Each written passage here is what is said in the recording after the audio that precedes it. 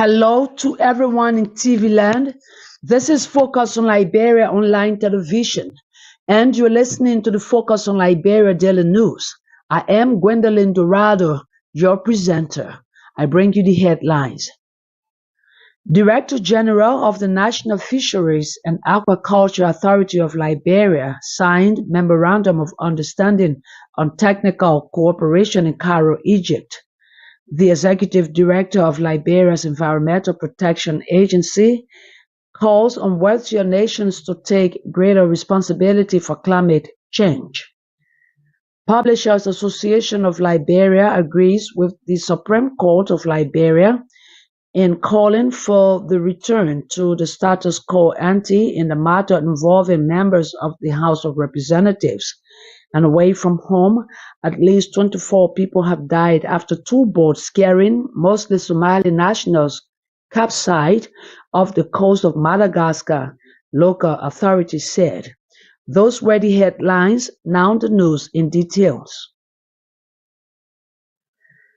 The Director General of the National Fisheries and Aquaculture Authority of Liberia, Emma Mitier Glasgow, on Monday, November 25th, signed a Memorandum of Understanding or Technical Cooperation in Cairo, Egypt, with Major General Al-Hussein Farahat Mohammed, Executive Director of Lakes and Fish Resources Protection and Development Agency of the Arab Republic of Egypt. The MOU focused on aquaculture development, enhancing fisheries governance through monitoring, control and surveillance, and strengthening cooperation to conduct scientific research programs. It will promote capacity building opportunities for local farmers, students, researchers, and experts exchange program for the Fisheries Department at the University of Liberia and other tertiary institutions, a scientific fishery research program amongst others. Moreover, a key objective of the MOU is to engage in trade facilitation and link to the private sectors of Egypt to Liberia. The executive director of Liberia Environmental Protection Agency, Dr. Emmanuel Yuri Yakbawulo, has called on wealthier nations to take greater responsibility for climate change. Speaking to the BBC Newsday on Monday, November 25th, after COP29 in Babu, Azerbaijan, he emphasized the need for fair climate financing to support countries like Liberia, which contribute significantly to global solutions yet suffer the most from climate impacts. Dr. Yakbawulo, who participated in the complex negotiations, acknowledged the 300 billion climate finance pledge as a step forward, but criticized it for falling far short of the estimated 1.3 trillion needed to address the crisis. He revealed that discussions will continue at COP30 in Brazil, where he hopes for greater commitments. According to him, Liberia plays a crucial role in global climate mitigation, hosting over 40% of West Africa's remaining forests, which act as vital carbon sinks. Dr. Yakbawulo highlighted the desperation between Liberia's contributions and its capacity to cope with climate change. He explained that Liberia is not seeking sympathy, but demanding recognition and support for its significant role in fighting climate change, and emphasized that the urgency of the climate crisis was underscored at COP29, where the outgoing president warned that current trends could lead to a 3-degree Celsius temperature rise. He stressed that such a scenario would have catastrophic consequences, particularly for vulnerable nations like Liberia. He said Liberia's Arrest Agenda, a 5-year plan for sustainable development, includes a shift to renewable energy. However, Dr. Yakbawulo noted the high cost of renewable energy and called for increased financial support. He added that opportunities are under Article 6 of the Paris Agreement, which focuses on carbon trading to fund its climate initiatives. Dr. Yuri Yakbawulo emphasized Liberia's commitment to advocating for climate justice. He urged developed nations to fulfill their financial obligations and take responsibility for their contributions to the climate crisis. Publishers Association of Liberia agrees with the Supreme Court of Liberia in calling for the return to the status quo ante in the matter involving members of the House of Representatives. The PAL, the umbrella organization of newspapers and online magazines, issued a statement over the weekend expressing concern about the unfolding events at the National Legislature, the first branch of government. The heads of media groups noted that the prolonged standoff between the majority and minority blocs has affected legislative functions and state governance. The association acknowledged the Supreme Court as the final arbiter of justice in the land and calls for all parties to respect its decision and the rule of law, and called on its members and all media institutions to avoid inflaming the already fragile situation, as doing so has the potential to undermine the security of the state and democracy. The PAL statement follows a Supreme Court stay order issued over the weekend, asking all parties to the House dispute to return to the status quo back to October 15, and the replacement of the embattled House Speaker Fonati Kofa on Thursday, November 21st, by ruling UP lawmaker Richard Cohn on white ballots as new Speaker of the House. Cohn is Mansurado County District 11 representative who lost the race for the speakership to Councillor Kofa during the inception of the 55th legislature in January this year. Liberia's Mines and Energy Minister Wilmot Pay has expressed frustration at mining cooperatives operating in Liberia for allegedly colluding with foreigners to exploit Liberia's resources. During an acquaintance meeting with about 19 mining cooperatives recently, Minister Pay urged them to end their partnerships with foreigners who do not mean well for the country's development.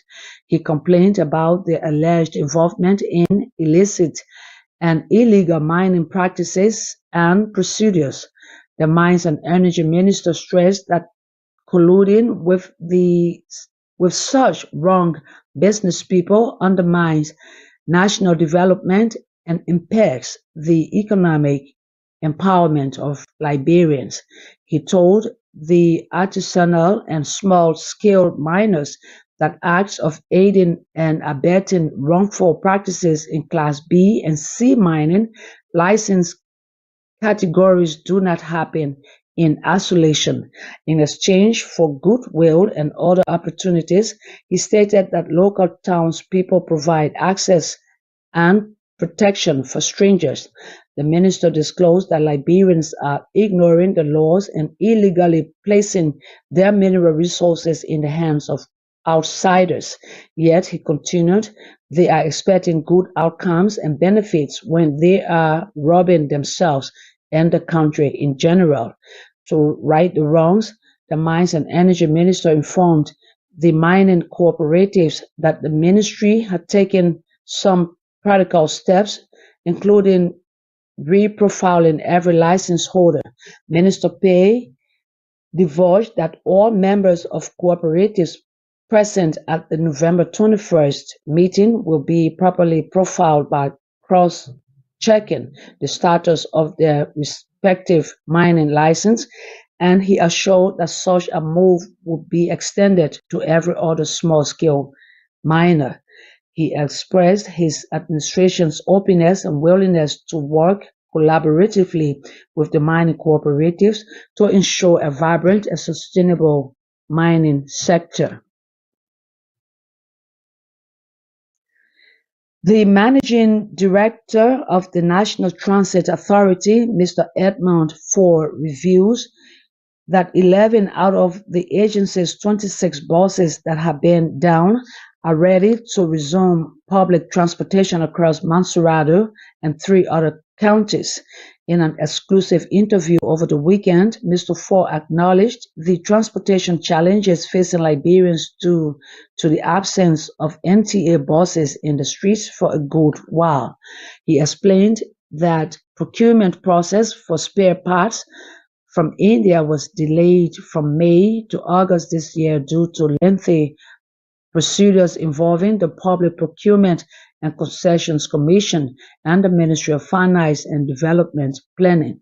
He further explained that a portion of US 300,000 allocated for repairs was used to purchase a pickup truck and a generator. According to him, the generator is needed to provide electricity at the NTA compound, which has been without power due to lack of connection to the Liberia Electricity Corporation. Mr. Ford highlighted ongoing negotiations with various companies to procure new buses for the NTA. He lamented hardship many Liberians endure during rush hours, particularly as people rush to catch commercial buses and taxis, exacerbating traffic congestion and the scarcity of available vehicles. The NTA board said the shortage of public transport has worsened over the years, adding that due in part to mismanagement under the previous administration. He explained that the NTA in disarray with only 5 out of 39 buses operational and many more requiring major mechanical overhauls before they can be put back in the street. He noted that the NTA did not have an administrative building as the previous headquarters had been destroyed in a fire, leaving employees to work in garage or under trees. Mr. Ford revealed that groundbreaking ceremony for the new NTA headquarters is scheduled for next month when President Joseph N. Boakai will lead the ceremony, marking a key step in rebuilding the institution. The ongoing leadership crisis within the House of Representatives has taken another dramatic twist following the white ballot vote that saw members of the majority bloc remove embattled Speaker J. Fonati Kofa. The Supreme Court ordered all parties involved in the leadership struggle to return to the status as of October 15 before the rebellion.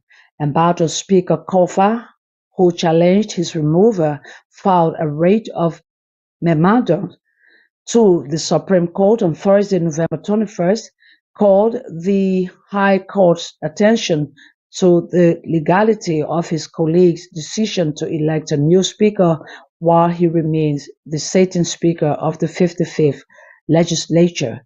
However, in his order issued on 22nd November, the Supreme Court commanded Councillor Sam Main Moo, clerk of the Supreme Court, to notify the Minister of Justice and Attorney General Councillor N. Oswald Toy to appear and file returns on the side of the law before the full bench of the Honorable Supreme Court of the Republic of Liberia, Temple of Justice, on Tuesday, November 26 at 9 a.m. as to whether or not the petitioner's petition should be granted.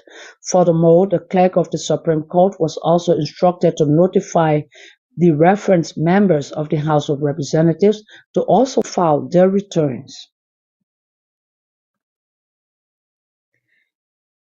Away from Liberia, at least 24 people have died after 2 boats carrying mostly Somali nationals capsized off the coast of Madagascar, local authorities said.